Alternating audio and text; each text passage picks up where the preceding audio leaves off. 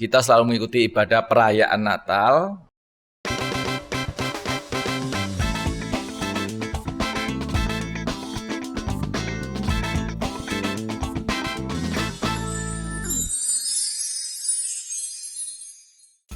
Oke, Kece People, thank you ya. Segmen yang kedua ngobrol sama Pak Anung.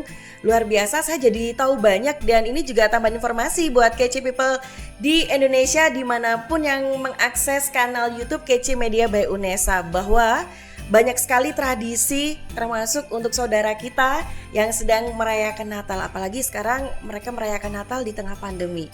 Pak Anung sendiri kalau bicara Natal ada tradisi khusus nggak di keluarga Pak saat menyambut Natal?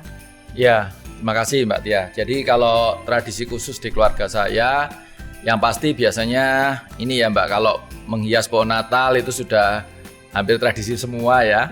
Jadi kami selalu lakukan itu, kami menghias pohon Natal, kemudian ya kadang dengan lampu-lampu atau apa dan sebagainya seperti itu.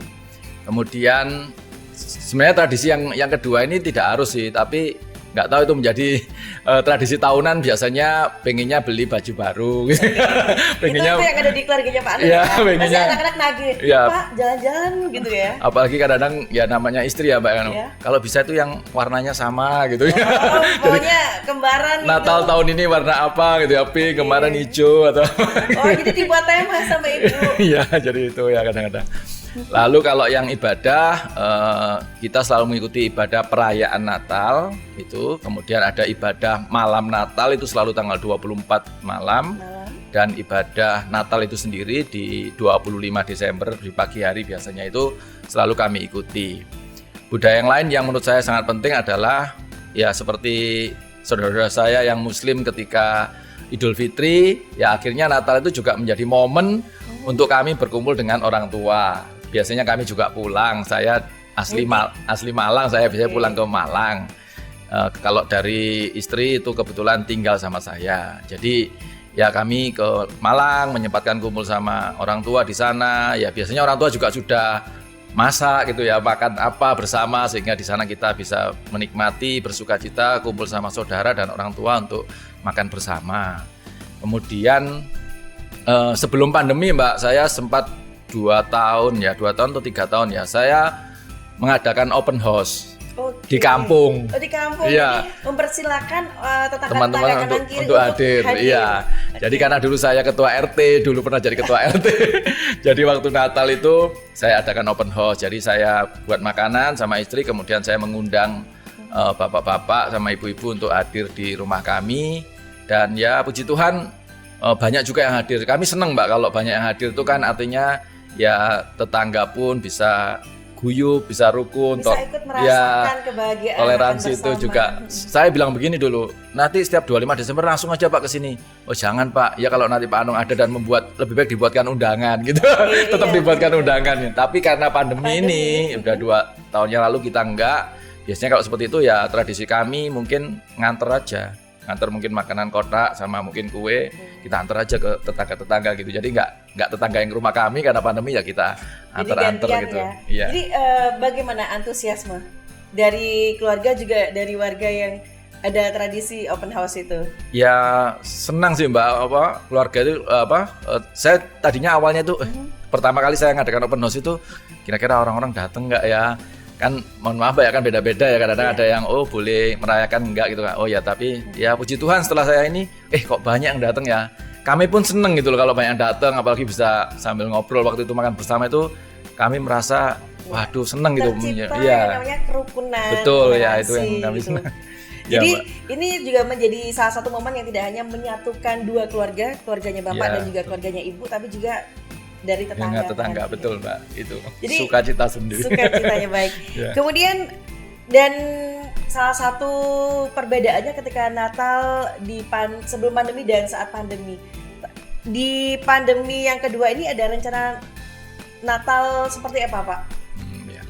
Kalau di pandemi yang kedua ini kan di gereja kami juga sudah mulai ini ya offline tapi terbatas, bisa hadir di gereja tapi terbatas. Jadi sudah boleh, hanya saja mungkin kapasitas. Ya betul, sehingga hybrid, ada yang datang tapi online tetap untuk warga yang nggak bisa datang tetap bisa online. Jadi ya ya kita biasanya mendaftar itu di grup WA. Siapa yang mau datang, daftar dulu. Kalau sudah penuh, ya sudah kita ikut online aja. Begitu Mbak. Jadi ya itu sih, tapi ya lebih bersyukur daripada tahun kemarin yang sama sekali kita hanya virtual atau hanya online. Sekarang sudah mulai seperti itu. Nah, bicara persiapan menyambut Natal, balik lagi ya Pak Anung, tadi kan untuk tradisi nih jangan dilewatin, kayak menghias pohon Natal. Betul, kemudian itu kan yang dinanti-nanti biasanya ya sama banyak anggota keluarga, terutama anak-anak gitu Iya. kan. Sebetulnya ornamen dari pohon Natal sendiri dipasang itu adakah artinya atau hanya hiasan atau ornamen saja Pak? Iya. Dari pohon Natal itu sendiri. Sebenarnya apa ya, mungkin kan pohon Natalnya itu sendiri kalau lihat dari sejarahnya mungkin saat itu dipersepsi di musim dingin ya, jadi seperti pohon cemara, ada salju-salju dan sebagainya. Sedangkan ornamen yang ada itu sebenarnya ya menunjukkan ini aja sih, apa ya, gambaran terang yang telah hadir ke dunia itu, kalau menurut saya begitu aja. Jadi lampu-lampu yang gemerlap itu biasanya selalu ada lampunya ya. Saya kan kadang penasaran. Ya. Jadi dipasang bintang, kemudian ada kaos kaki, kemudian ada salju-salju yang artificial, kemudian ada kado.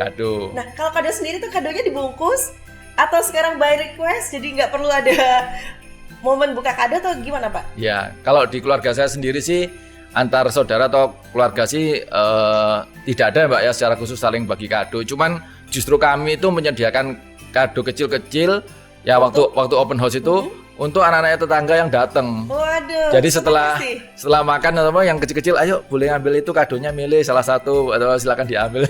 Seperti itu ya. Gitu ya. Tapi saya mau ini berarti sama teman-teman bersama kru. Oh boleh Mbak, kapan-kapan nanti.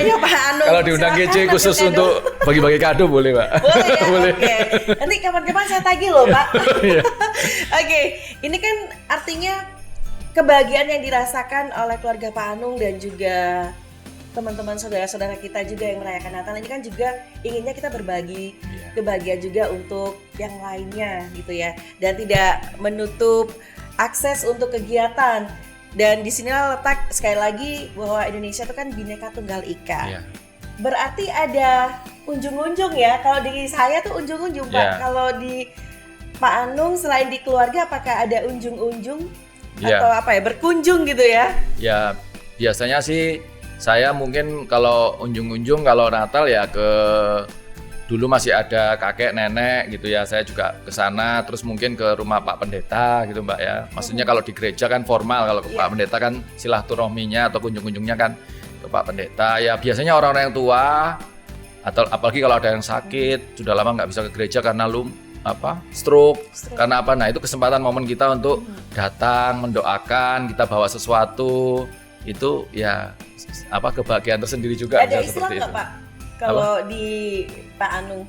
Ada apa? Yang berkunjung tadi istilah. Kalau kami kan bilangnya, kalau anak-anak di kampung kan bilangnya ayo unjung-unjung gitu. Kalau di Pak Anung sendiri apa istilahnya? Nggak ada sih ya, hampir sama yuk mengunjungi ini gitu. Oh itu mungkin karena dialektika di suatu daerah gitu saja ya? Iya, nggak ada Mbak. Pak, yang dikangenin apa sih Pak saat Natal itu Pak? Ya yang tadi itu Mbak, kumpul sama keluarga. Itu ya kumpul sama keluarga itu yang kangenin. Apalagi Natal kan deket sama tahun baru, biasanya kita sudah ada rencana-rencana ini. Wah nanti sudah nyusun. Iya gitu nanti ya. Ini yang kumpul sama keluarga terus tahun baruan sekalian gimana dan sebagainya, itu yang dikangenin. Lalu sebenarnya kalau saya setelah 2 tahun sempat dengan kampung itu, sebenarnya itu salah satu yang saya kangenin Mbak. Maksudnya dengan teman-teman kampung atau apa itu bisa hadir ke rumah, bisa makan bareng, atau kita bisa berbagi sedikit lah, walaupun kita bukan orang yang sangat berlebih ya, tapi bisa berbagi itu ya kebahagiaan tersendiri sih bagi kami, itu yang kami sebenarnya nikmati gitu. Ya, dan mudah-mudahan walaupun Natal di tengah pandemi masih bisa berkomunikasi, dan sekali lagi karena pandemi mungkin tidak bisa semuanya bisa lewat virtual gitu kan ya. Bisa diadakan seperti itu. Kece People, jangan kemana-mana, kita akan hadir di segmen yang ketiga masih bersama dengan Bapak Dr. Anung Priambodo, SPD MPSIT, dosen berprestasi loh beliau ini, pembina dari unit kegiatan kerohanian Kristen Protestan. Setelah yang satu ini, jangan kemana-mana.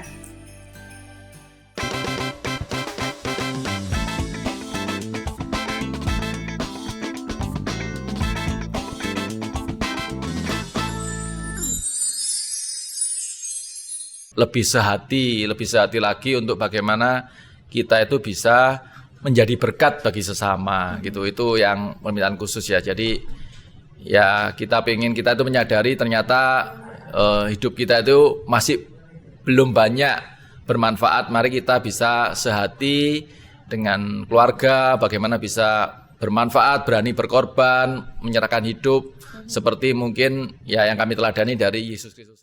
KC Radio.